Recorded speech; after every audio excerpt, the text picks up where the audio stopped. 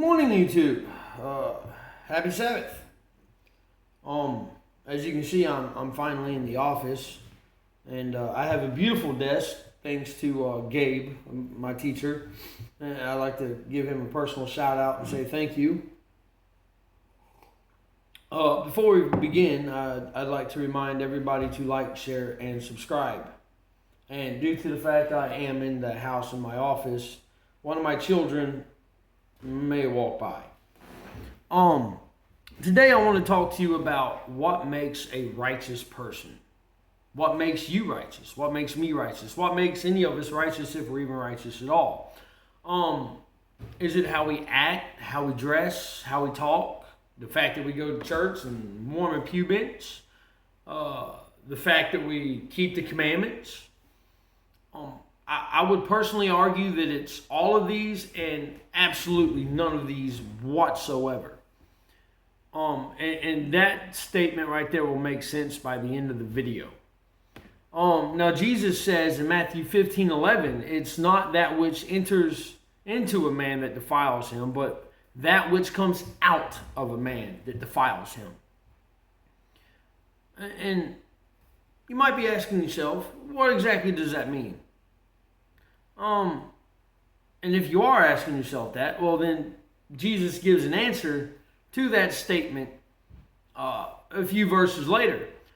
In Matthew 15:17, he explains and gives the interpretation of what he said.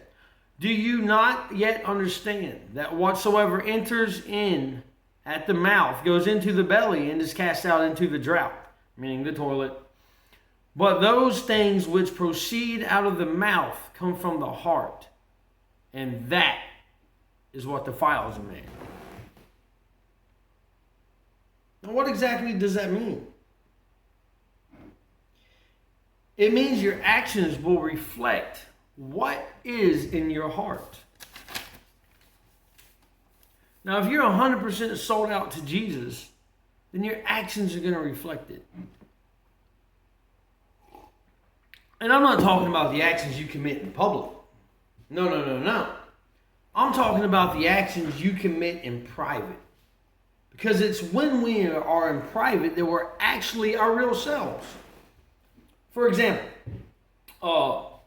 after church, you and some of your congregation, your church buddies, get in your vehicle and y'all go out to eat. Well, on the way out from going out to eat, there's a homeless man standing on the road holding a sign. You pull over, you hand him a couple bucks, you feel you've done your righteous deed. But now, same scenario, but this time you're by yourself. When you're by yourself, coming out from that restaurant with a full stomach, you see this homeless guy over here standing on the corner, raggedy clothes, raggedy hair, matted beard, smells like Jim Beam's cigarettes and dirt. Do you still stop and give that guy $1, or do you say, screw that guy, go get a job? That's the actions I'm talking about. The actions we commit in private, not in public.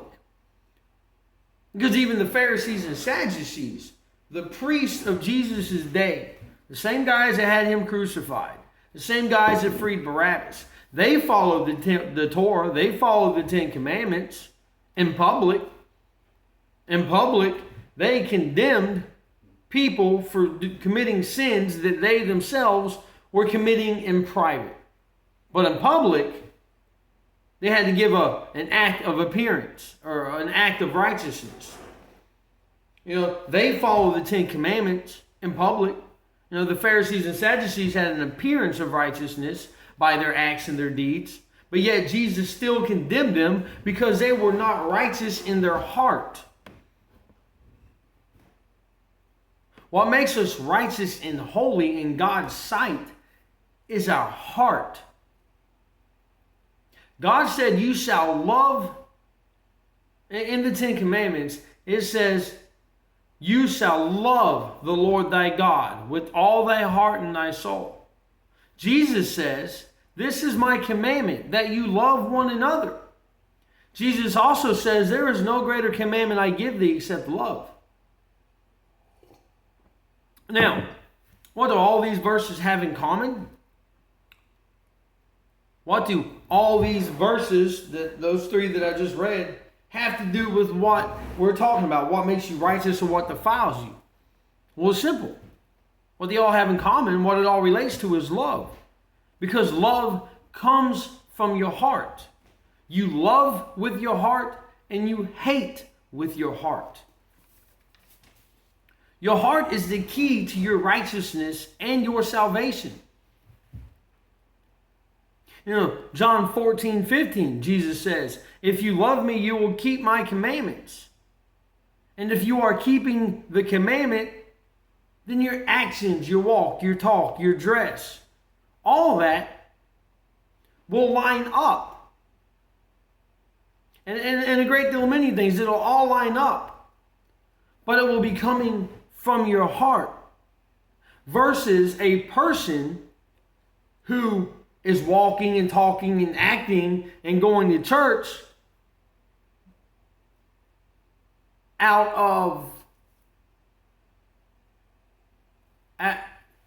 versus a person who are doing all these things out of feeling like they have to, versus a person who's doing all these things to try to be saved. A person who keeps the commandments and walks right, talks right, acts right from his heart because he wants to, versus a person who does them because he feels that he has to. That's why Jesus says, judge the fruit of a person. Because a righteous person's kindness will always far exceed the acts of someone else who is doing these acts, thinking that it's his acts that get him into heaven, and not his faith in God, not his love for God, and that's why he keeps the commandments. Now, this is going to be a shorter video. It's not going to be one of my longer ones. I know a great deal of my videos have to do with keeping the commandments and the laws of God. And they do. But it's partly because I'm trying to correct a lot of things that modern Christianity churches teach. But unless it comes from the heart, it'll profit you actually nothing. Unless it comes from the heart, all your acts and deeds and keeping the Torah and following the commandments the right way, it all counts for ash. It's all worthless. To quote a song, it's all dust in the wind, baby.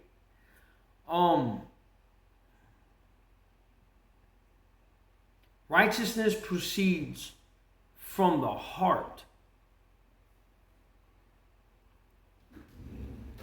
So you can go to church, you can pay your tithes if you believe that's biblical. You can talk proper, you can do good deeds, but unless it comes from the heart, it's absolutely meaningless. And even though you can fool some people, most of the people you can't fool. Because most people can tell the difference between a person who's doing things out of love and a person who's doing things because he thinks that's what's going to get him into heaven. Or he's trying to put on an righteous act. But most of all, you ain't fooling God. It's your heart that makes you righteous. And it's the actions that come from your heart.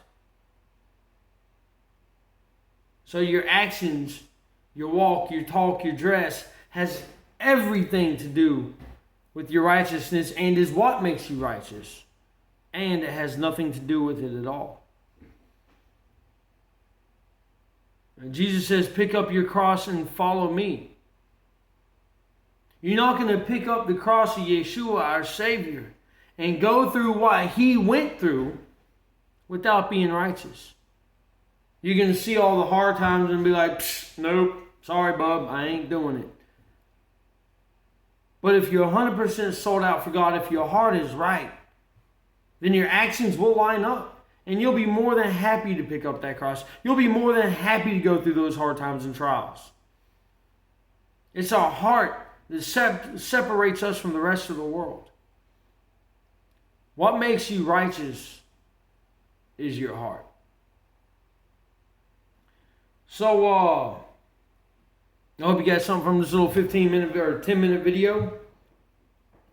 It's just, like I said, just a little quickie. Something I wanted to touch on. I was actually going to write a sermon for touching on something else, but I couldn't write it. God said, write this down, so I did. So I hope you all have a good Sabbath. And remember, unless you're keeping the Torah, unless you're following God's commandments from your heart, it profits you absolutely nothing. God commands us to pick up the cross and follow Him. And unless your heart is right, you'll never even go near it. God bless. Have a good Sabbath.